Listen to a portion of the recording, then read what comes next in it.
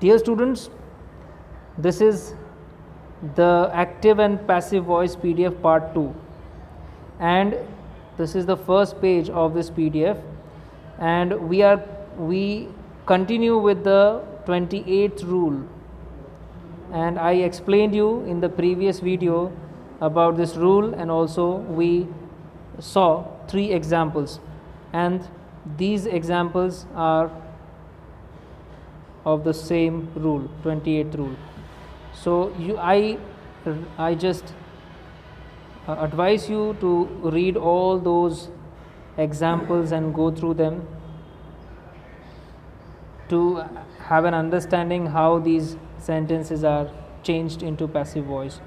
Let's have some more examples. We must listen to our elders. We must listen to, you can see after listen there is a preposition to. So to will not be changed, but listen will change into verb's third form. Our elders must be listened to. If you want to see this, we can be added as by us, but sometimes we elope, we don't use. Okay, a car ran over my cat. So my cat was run over. You see, ran, run, ran, run. First form, second form, third form. So there was a second form and it changed into third form. So ये जो run है वो first form नहीं है, वो third form है, ठीक है. और you see run, ran over, over preposition है वो इसके साथ यहाँ पर रहेगा. By a car आप लिख सकते हैं क्योंकि it is almost understood, but फिर भी ज़रूरी नहीं कि कार से ही आपको बताना पड़ेगा स्पेसिफिकली कि वो कार से या ट्रक से या किसी और व्हीकल से उसकी कैट की डेथ हुई. तो ये सब एग्जांपल्स हैं, यू मस्ट गो थ्रू. यही आपको ज़्यादा कंफ्यूज करते हैं. ये जो अब जो एग्जांपल्स आ रहे हैं ना वो ज़्यादा कंफ्यूज करने वाले हैं, ठीक है, लेकिन बहुत सिंपल बन जाता है जब आप प्रैक्टिस करते हैं तो. ओके, अब ये देखिए 29 है, sometimes by is not used in passive voice. ये बहुत ज़्यादा इंपॉर्टेंट है. बाई कभी कभी पैसिव वॉइस में यूज़ नहीं होता, तो फिर क्या यूज़ होता है? तो बाई की जगह पे मतलब यूज़ तो करना ही पड़ता है कोई ना कोई प्रेपोजिशन. जैसे यहाँ पे देखो टू का यूज़ हुआ है, बाई की जगह पे विद का यूज़ हुआ है, फिर एट का यूज़ हुआ है. एट का मीन्स बाई के जगह पर कभी कभी बाई के बदले इन का यूज़ होता है, एट का यूज़ होता है, विद का यूज़ होता है, टू का यूज़ होता है. ऐसे प्रेपोजिशन का यूज़ होता है, बाई का यूज़ नहीं होता. ये example you can see, I know it. अब ये वर्ब देखो, know, satisfy, surprise, shock, please, interest, ऐसे जो वर्ब्स होते हैं ये एक्शन वर्ब एक्चुअली ये स्टेट ऑफ माइंड बताते हैं आपको. एक्शन वर्ब से ज़्यादा क्या बताते हैं? State of mind. Means if you से आई राइट, तो एक एक्शन आपको मालूम पड़ता है कि हाँ लिखने का एक एक्शन होता है, पढ़ने का एक एक्शन होता है, सुनने का भी एक एक्शन होता है. But to know, how can you just describe कि हाँ इसका भी एक एक्शन होता है, या सेटिस्फाइड होने का भी एक्शन होता है क्या? तो ये इनके क्या, ये स्टेट ऑफ माइंड है. ये जो एक्शन हो रहा है वो स्टेट ऑफ माइंड बता रहे हैं.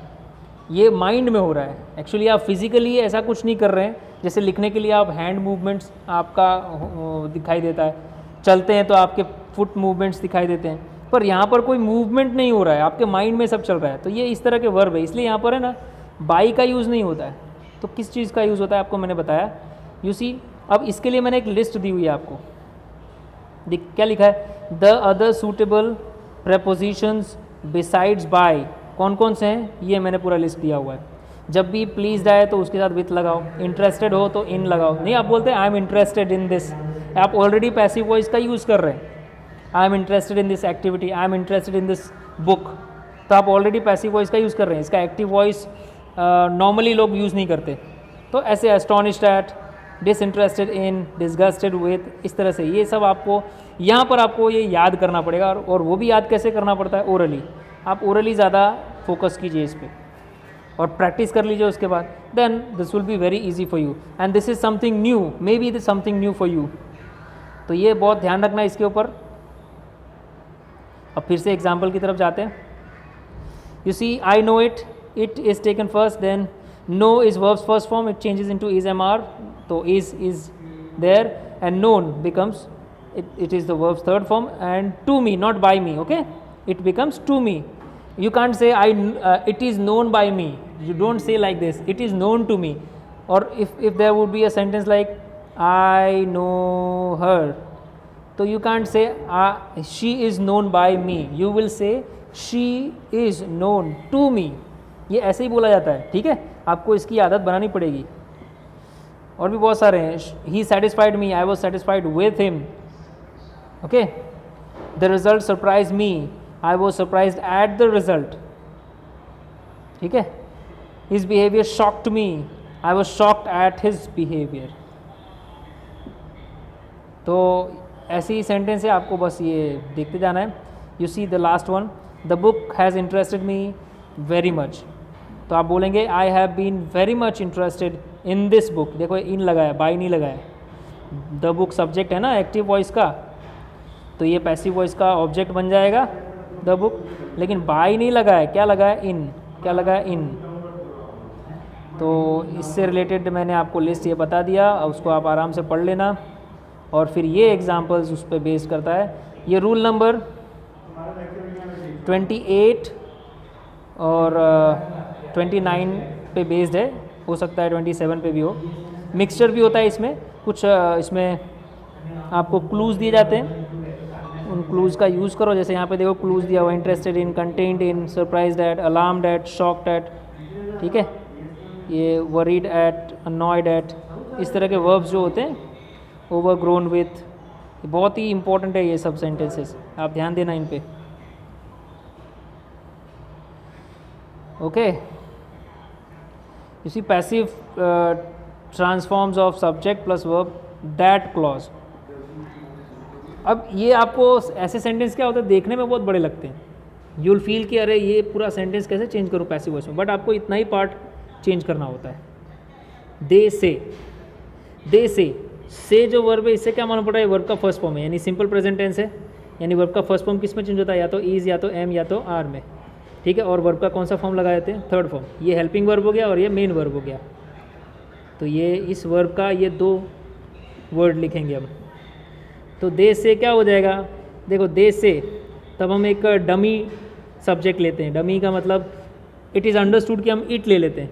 कभी भी ऐसा हो ना, पीपल से, दे बिलीव, पीपल बिलीव, लोग ऐसा कहते हैं, लोग ऐसा कहा करते थे, ऐसा कहा जाता है, माना जाता है कि, नहीं होता इस तरह के सेंटेंस, वो सब पैसिव वॉइस में भी आप यूज़ करते हैं.